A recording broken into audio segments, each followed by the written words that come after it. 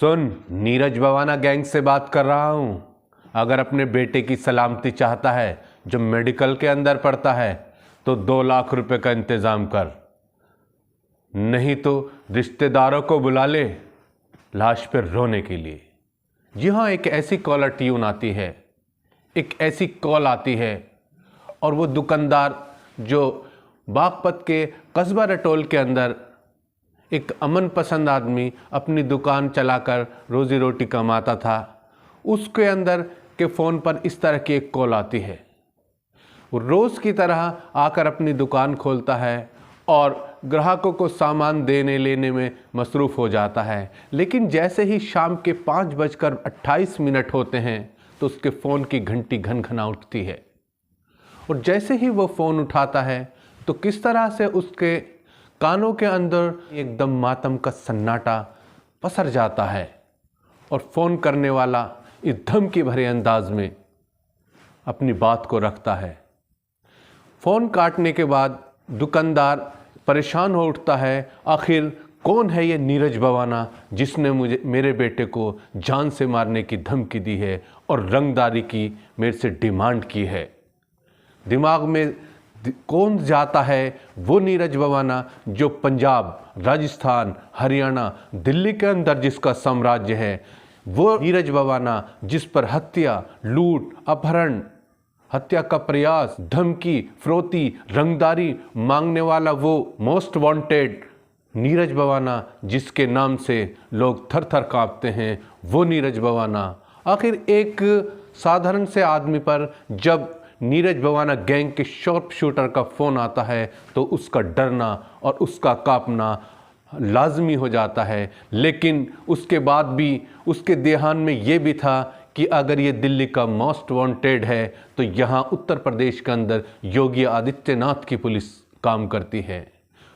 उस योगी आदित्यनाथ ने जिसने भ्रष्टाचार और अपराध के खिलाफ ज़ीरो टॉलरेंस नीति को अपनाया हुआ है, लगातार वो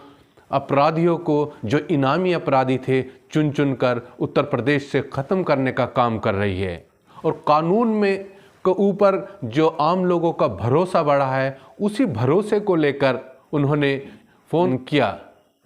फ़ोन करने के बाद बताया कि इस तरह से मुझे नीरज बवाना गैंग के किसी शॉर्प शूटर का फ़ोन आता है रंगदारी मांगने के लिए, लेकिन एसएचओ खेकड़ा उस समय उन्हें ठहास बंधाता है और कहते हैं कोतवाल खेकड़ा कि आप बिल्कुल घबराइए नहीं, प्रशासन आपके साथ है, कानून अपना काम करेगा, आपको घबराने की ज़रूरत नहीं है, आप बताइए किस नंबर से कॉल आई है। लेकिन एक नंबर के अंदर भी एक बड़ा गड़बड़ झाला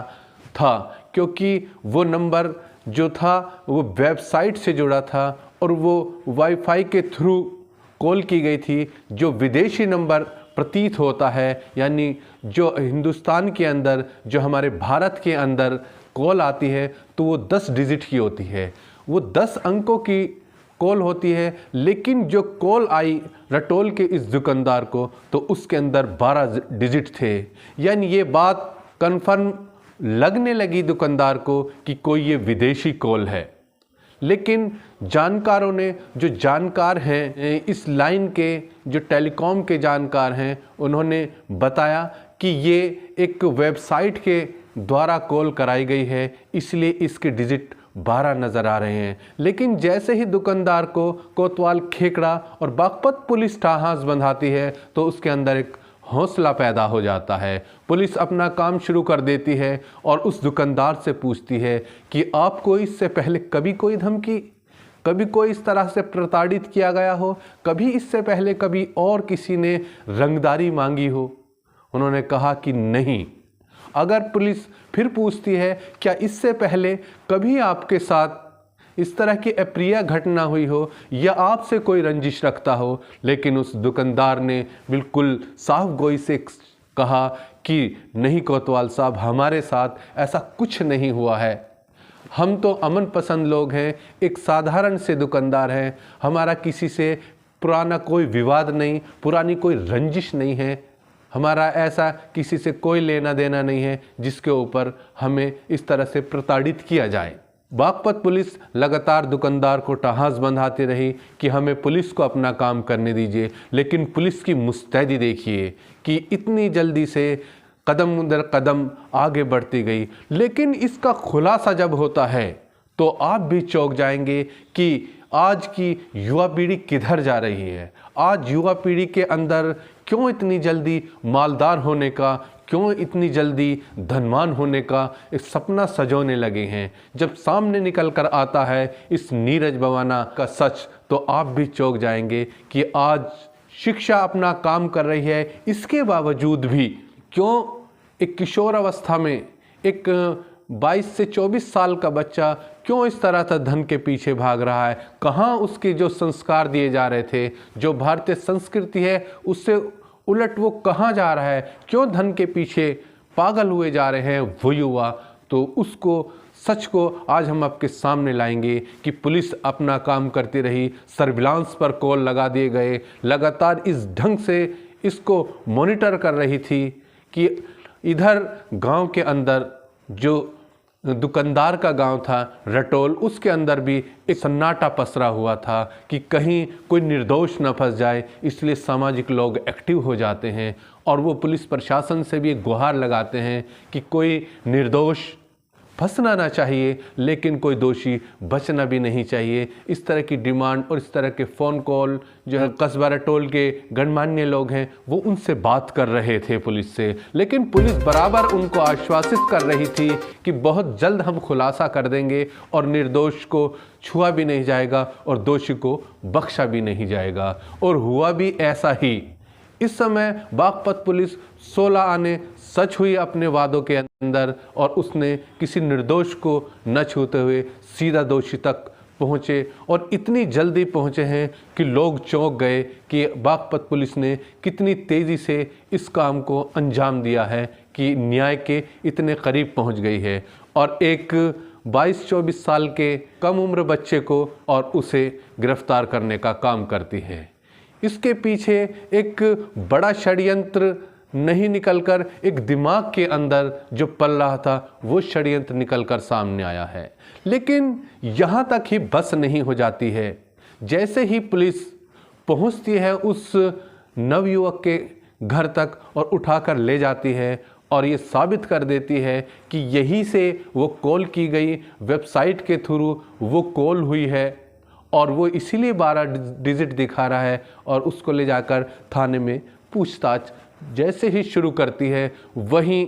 जो ये दावा करते हैं कि हम अमन पसंद लोग हैं, हम कानून के रखवाले हैं, हम कानून के राज में विश्वास रखते हैं, वही उस दुकानदार के घर पहुंच जाते हैं और उनसे सामाजिकता की भीख मांगते हैं, उस नवयुवक के भविष्य की भीख मांगते हैं कि इसका भविष्य खराब हो जाएगा। लेकिन एक असमंजस में फंसाते हैं वो सामाजिक लोग कि वो न्याय से हटाना चाहते हैं उस दुकानदार को कि आप न्याय ना लीजिए बल्कि इसको फैसला कर लीजिए। इस तरह का एक दबाव जो है दुकानदार पर बनाने की कोशिश करते हैं। लेकिन दुकानदार इस बात पर अड़ा रहा कि मैं न्याय प्रिय आदमी हूँ और मुझे न्याय चाहिए, लेकिन मैं समाज से कभी ऊपर होकर नहीं चला और न मैं विश्वास रखता कि मैं समाज के लोगों से ऊपर चलूँ, क्योंकि मैं जिस परिवार से ताल्लुक़ रखता हूँ वो हमेशा सामाजिक कार्यों में अग्रणी रहा है। इसलिए मैं 4 लोगों की सम्मान करता हूँ और उनकी बात को भी मानने में विश्वास रखता हूँ। लेकिन मैं क्या कर सकता हूँ कि जब मेरा मामला पुलिस प्रशासन को गया है, जब मैंने प्रशासन से ये डिमांड रखी है कि मुझे न्याय दिलाया जाए और जब प्रशासन न्याय दिलाने पर खड़ा हुआ और उस तक पहुंचा जिसने ये धमकी भरे अंदाज में बात रखी थी और मेरे से रंगदारी मांगी थी, तो उसको मैं किस तरह से करूं। लेकिन कानून लगातार अपना काम कर रहा है और इसके पीछे क्या षड्यंत्र है और कितने लोग हैं और ये क्या इसके तार वाकई में नीरज बवाना गैंग से जुड़ चुके हैं या फिर एक